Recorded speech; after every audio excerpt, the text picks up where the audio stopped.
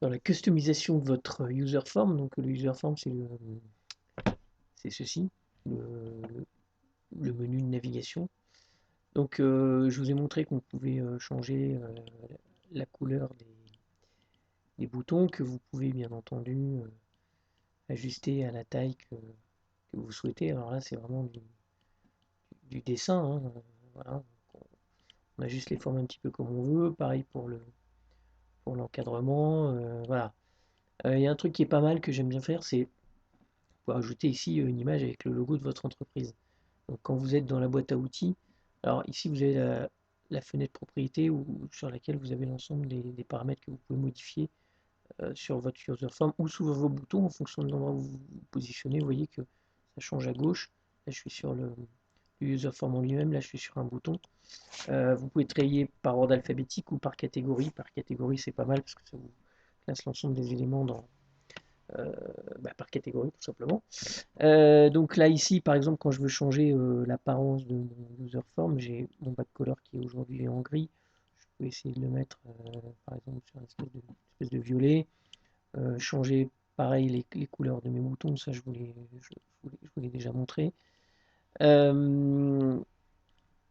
Un dernier truc qui est intéressant, c'est de mettre le logo de l'entreprise. Donc ici, dans la boîte à outils, vous avez un petit, si vous ne l'avez pas d'affiché, c'est ici le petit marteau et la petite clé à molette. Vous cliquez dessus, vous prenez cette petite montagne avec le soleil, là, vous cliquez dessus. Et puis là, c'est pareil, vous allez dessiner votre image ici, voilà, par exemple. Et donc ensuite, dans la fenêtre des propriétés, alors la fenêtre des propriétés, si elle n'est pas affichée, ici, en haut, dans l'onglet, dans affichage, vous avez fenêtre propriété. Hein, c'est F4.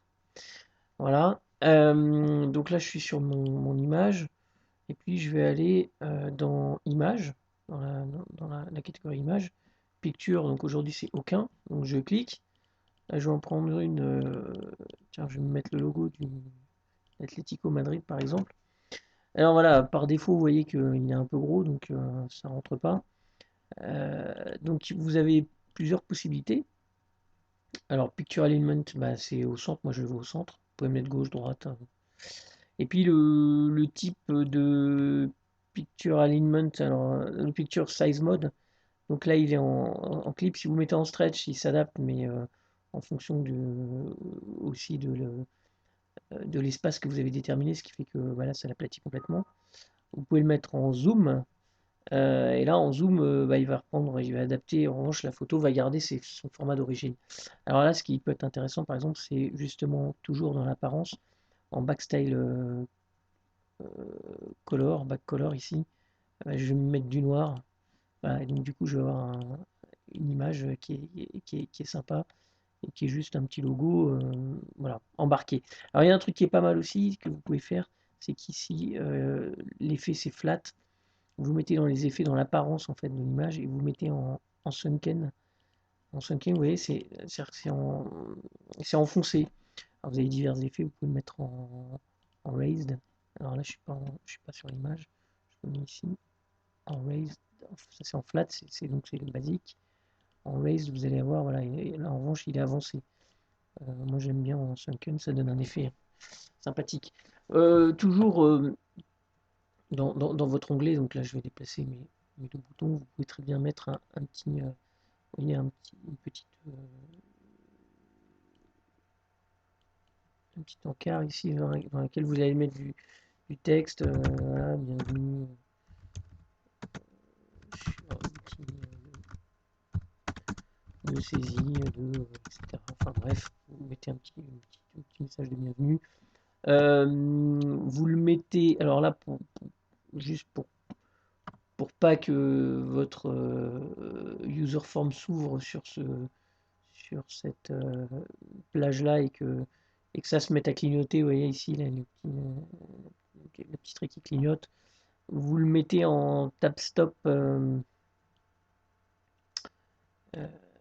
alors tab index, voilà, tab stop, vous le mettez en false, c'est-à-dire que par défaut il se mettra pas dessus, et puis vous pouvez le locker. De toute façon, ce qui n'est pas de modification possible, bon, même si de toute façon vous mettez lock true ici. Donc là on est dans la partie comportement, ce qui fait que l'utilisateur qui ouvre ne pourra pas aller modifier le texte qu'il y a dans cette case. Voilà, il y a tout un tas de multiline false, vous pouvez le mettre en true de façon à ce que quand vous arrivez au bout de la ligne, ça repasse en dessous. Vous avez tout un tas de paramètres que vous pouvez modifier de façon à professionnaliser un petit peu votre menu de navigation. Une dernière chose que je vais vous montrer par rapport à l'organisation, vous avez ici des séquences multipages. Vous voyez, je le prends ici. Donc là, vous pouvez de la même manière, par exemple, je vais couper mes boutons et je vais aller les coller là-dedans. Vous voyez, là, vous avez la possibilité donc, de faire plusieurs pages. Et donc, quand vous allez changer de page, sachant que bien entendu, vous pouvez modifier l'intitulé de ces pages ici, donc toujours dans Caption, hein, c'est ce qui vous permet de changer le nom en haut. Voilà, je fais le test par exemple ici, et la page 2, ça va être test 2. Voilà. Et donc en fonction de la page que vous sélectionnez, vous avez ou pas accès à certains boutons. Ça peut être intéressant, notamment quand vous avez beaucoup de boutons dans des rubriques un peu différentes. C'est assez pratique. Donc voilà pour pour quelques trucs. Après, bon, vous pouvez rajouter d'autres éléments que vous voyez ici sur des fonctions un peu plus avancées. Bon, et là, on était dans la partie customisation. En gros, c'est comment rendre votre menu un peu plus professionnel et attractif. Le coup du logo de l'entreprise, ça marche toujours très bien. Ça plaît beaucoup. Voilà, je vous laisse faire. Je pense que vous avez les éléments de façon à rendre la chose un peu plus agréable à voir et à utiliser. Bon courage.